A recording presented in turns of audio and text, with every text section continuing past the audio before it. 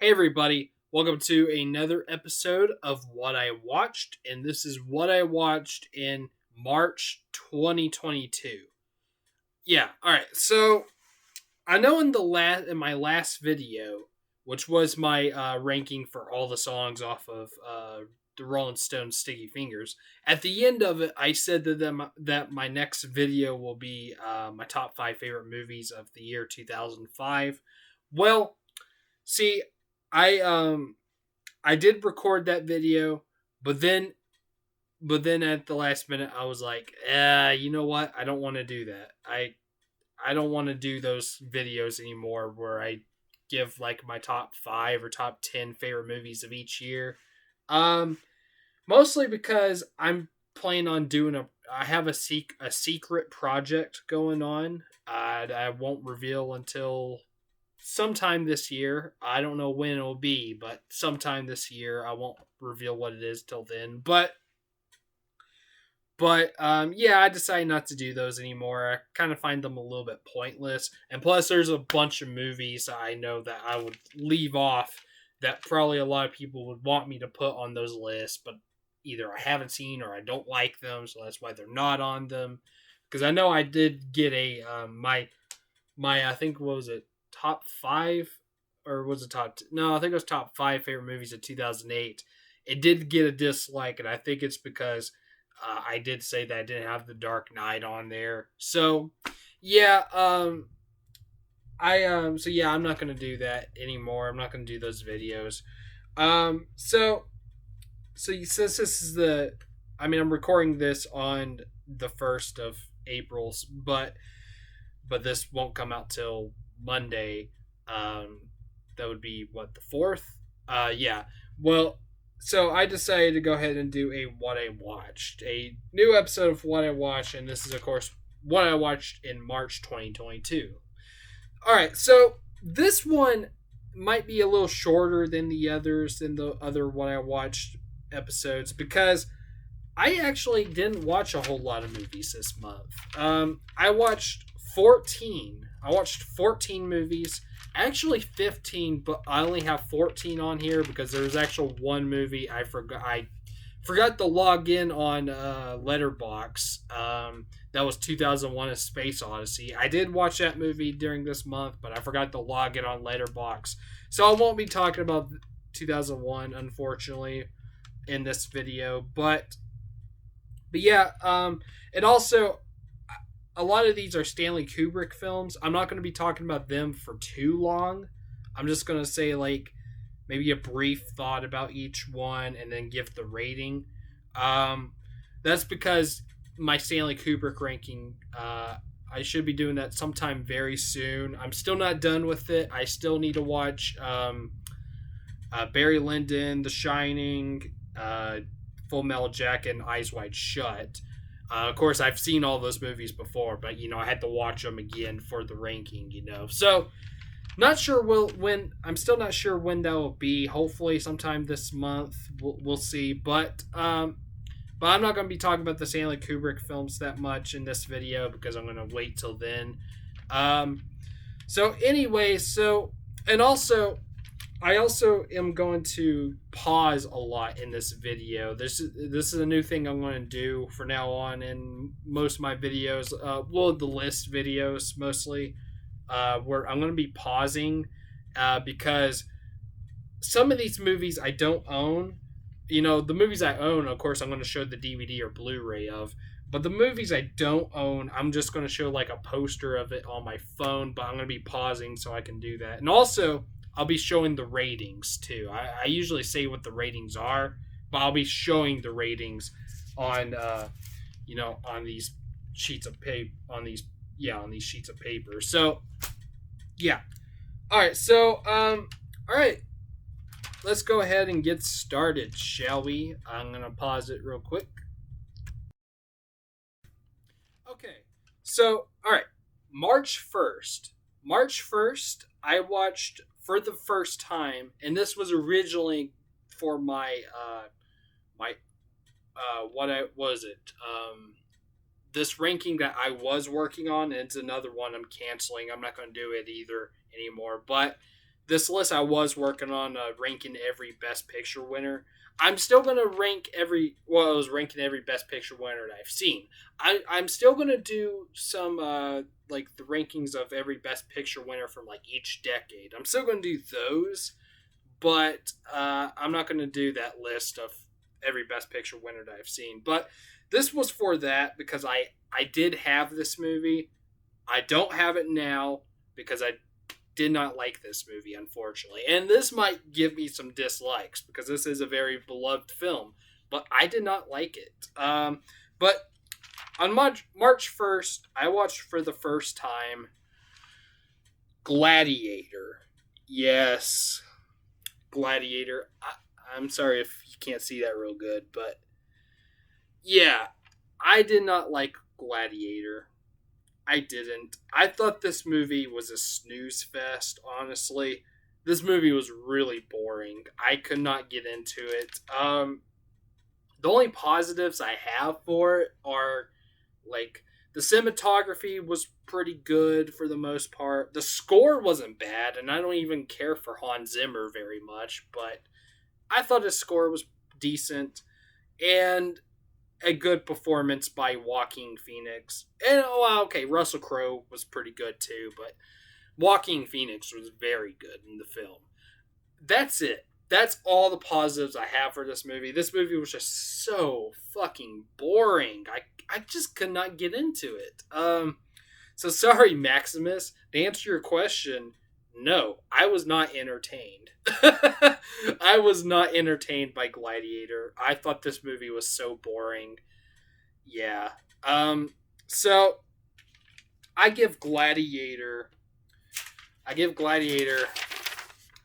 2 stars. I'm sorry, people. I'm just not a fan. No. Okay. All right. March 5th.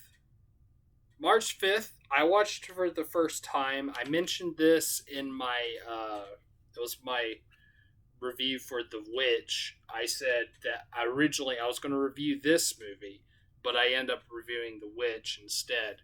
Yeah, I watched this at my aunt's with my aunt and my cousin.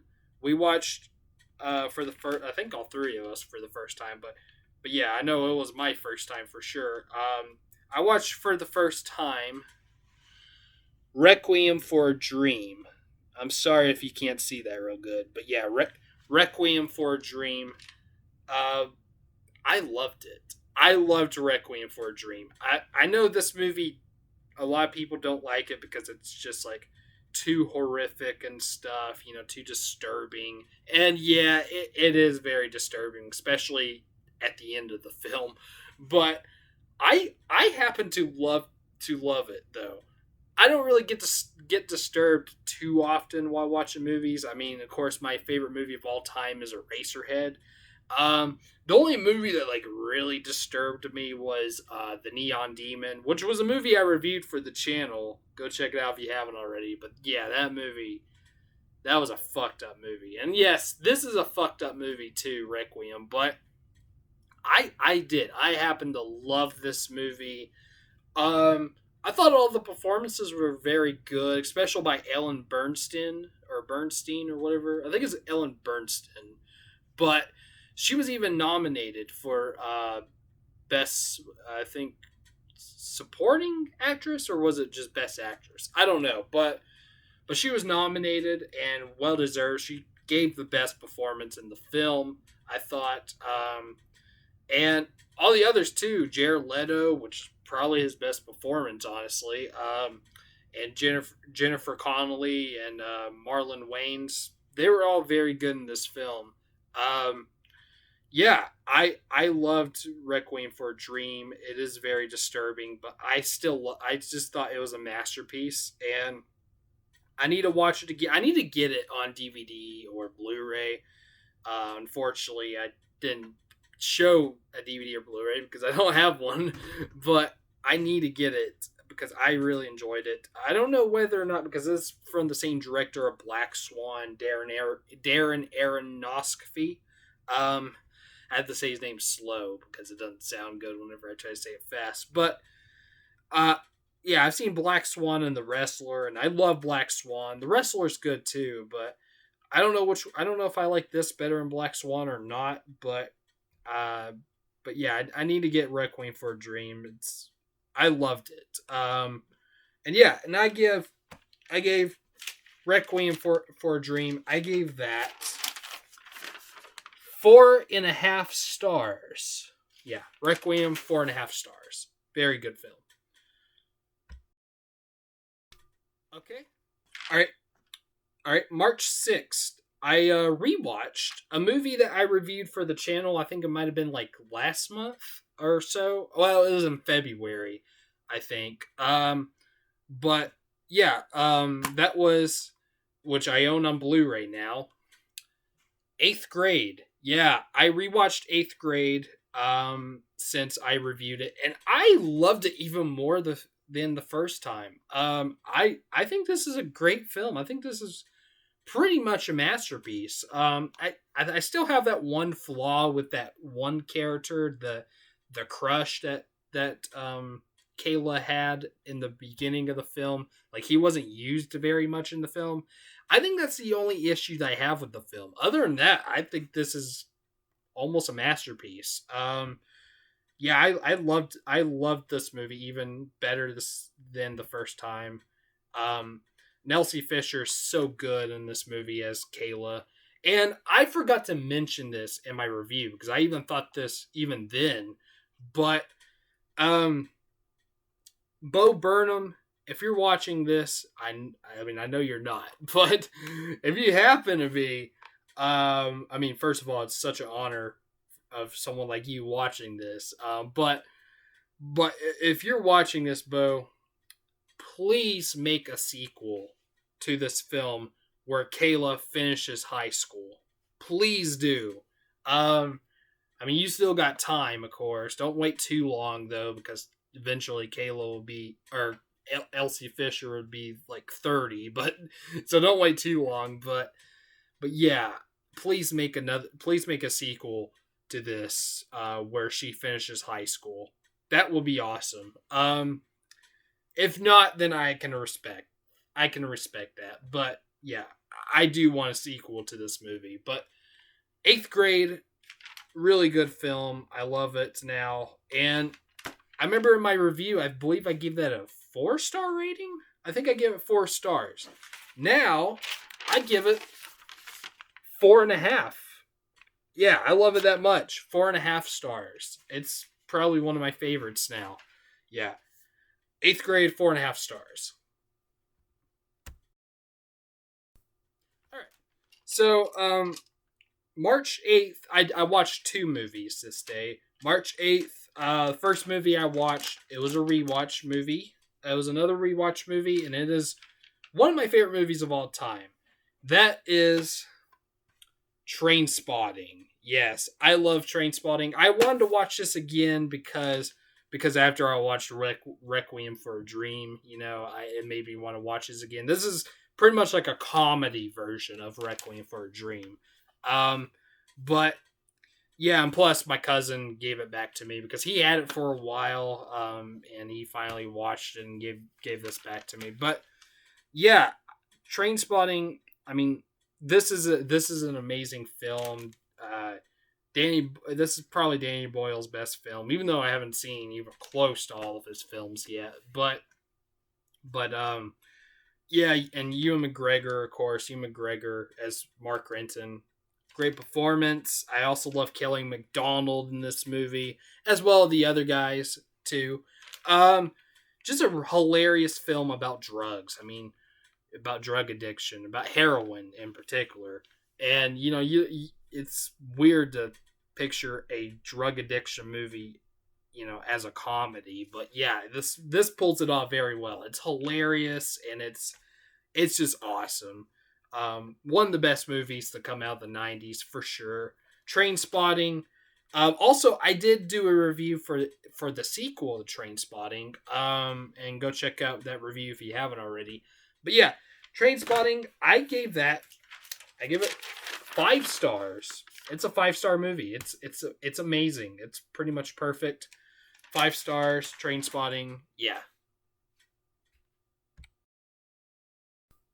Okay. Also, that day I watched for the first time a movie that I reviewed, and that was The Witch or The Vavitch. You know, like I what I like to call it. Yeah, Robert Eggers, his debut, and yeah, this movie definitely makes me want to see The Northman now. But yeah, I loved it. I liked it a lot, actually. I don't know, quite up there for love, but maybe the more times I watch it, I probably so. But yeah, this was my first Anya Taylor Joy movie, and I loved her in this movie. She was fucking awesome, and I can't wait to see her in The Northman. Um, but yeah, I really enjoyed The Witch. Go check out my review if you haven't already. But yeah, The Witch, I gave that um 4 stars. Yeah, yeah, 4 stars. Okay. All right. March 9th, I watched for the first time a Stanley Kubrick film, and these next few films after this will be Stanley Kubrick films. I watched for the first time his second film, Killer's Kiss. Yes, I talked about Fear and Desire a little bit in the last one I watched. Killer's Kiss is a second movie, and it's also like really short, just like Fear and Desire. They're both only just 60 minutes. But I like this even better than Fear and Desire. Fear and Desire was just okay. This one's actually pretty good. I just wish it was longer. That's it. But no, I enjoyed Killer's Kiss, and I gave Killer's Kiss. I gave that 3.5 stars. Yeah.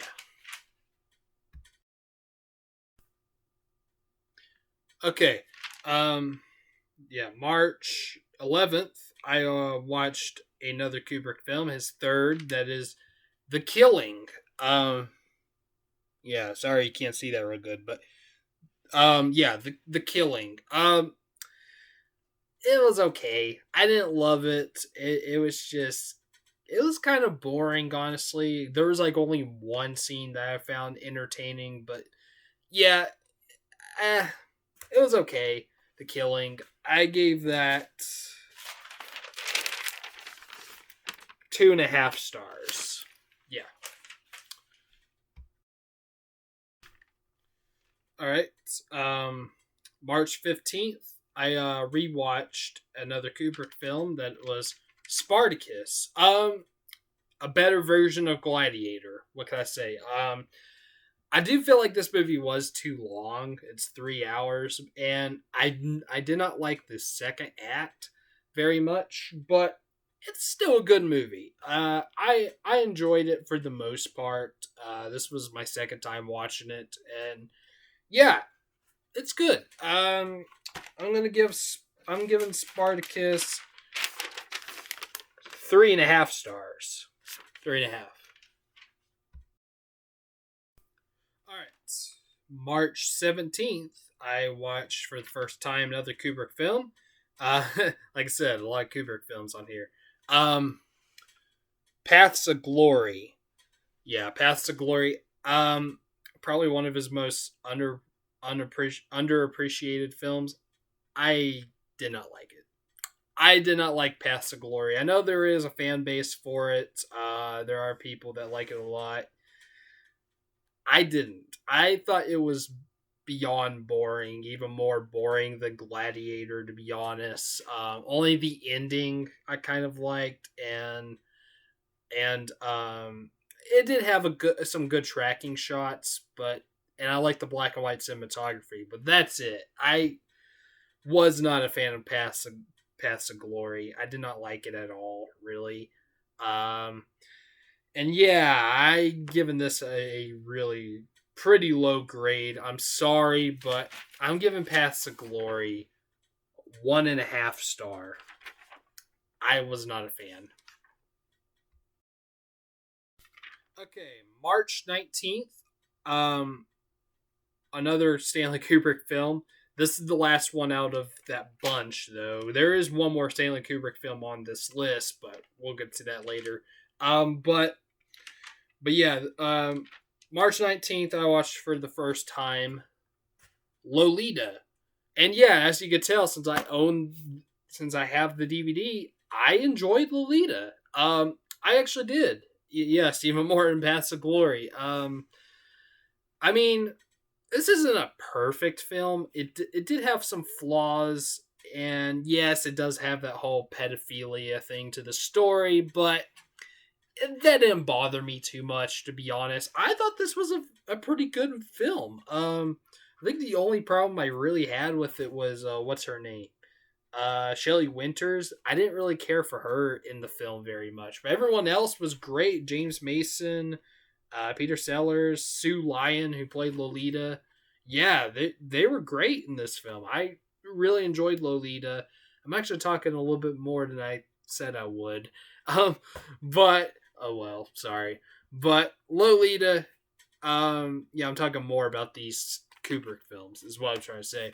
But yeah, I enjoyed Lolita. I liked it a lot. I might maybe the more I watch it, maybe I'll love it even more. But yeah, I enjoyed it, and that gets 4 stars. Lolita, 4 stars. All right. March 21st, I watched for the first time the last movie I reviewed for the channel. That was the new Pixar movie, Turning Red. Yeah, not gonna talk too much about it. Just go check out my review for Turning Red. All I'll say, it was okay. I didn't love it and I didn't hate it. It was just okay. I gave Turning Red 3 stars. 3 stars, yeah. Or yeah.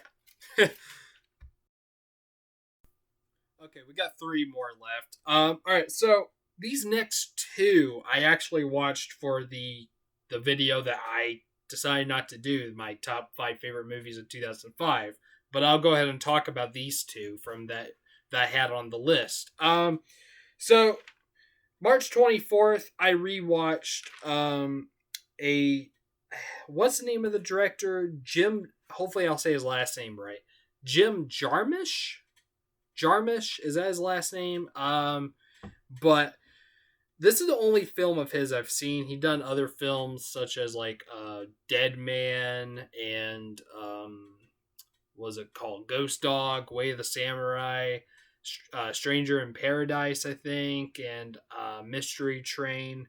He seems like a really interesting director. I actually want to get into his filmography, but this is the only one I've seen so far, unfortunately. But and I've seen this movie before, but I rewatched Broken Flowers.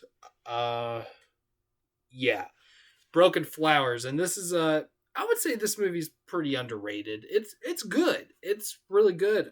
Bill Murray plays the lead in it, and it's about his character gets like a anonymous letter from like a old girlfriend, and he has no idea who it is, but it says that they have a son together. He doesn't know who the son is, so he goes out on this journey to find out who this woman and his son are.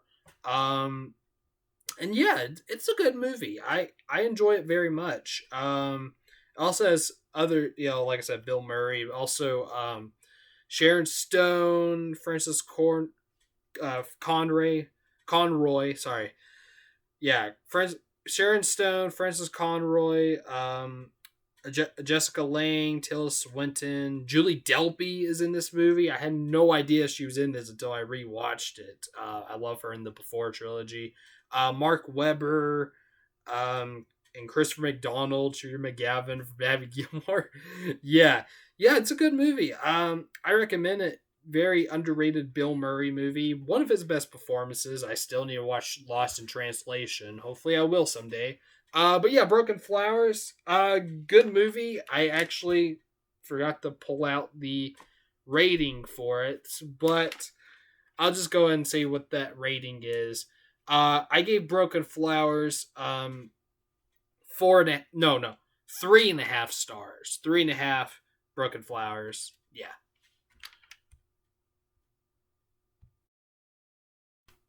Okay. March 27th, I rewatched the movie that I actually put as my number one for my top five favorite movies of 2005. Um, yeah, this is actually my favorite movie of 2005, and it's actually a documentary. I don't talk about documentaries very much. Actually, I don't think I ever really have, um, but yeah, this is my favorite movie of 2005. That is The Devil and Daniel Johnston. Yeah. Um, this is my favorite documentary. This is about Daniel Johnston, and if you don't know who he is, he's my favorite singer songwriter, and he was a singer songwriter in the 80s and 90s, and like he did his own music. You know, he like even recorded his own music with tapes and stuff, and he was very talented. Um, but unfortunately, he had like a really bad case of mental illness.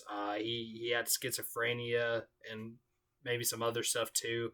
And this documentary talks about his music, but it also talks about his mental illness and like how crazy he was, unfortunately. But a very talented guy, and he's honestly my favorite singer songwriter. I love his music so much. And the documentary is also very good. Like, even if you don't know who he is, I still recommend this documentary, and this will show you who he is. You know, because I didn't really know who he was before I saw this. You know, the very first time, and this documentary got me into him. Got me into his music. Yeah, I love Daniel Johnston. Rest in peace, by the way. He died like 3 years ago, unfortunately. But yeah, I love Daniel Johnston.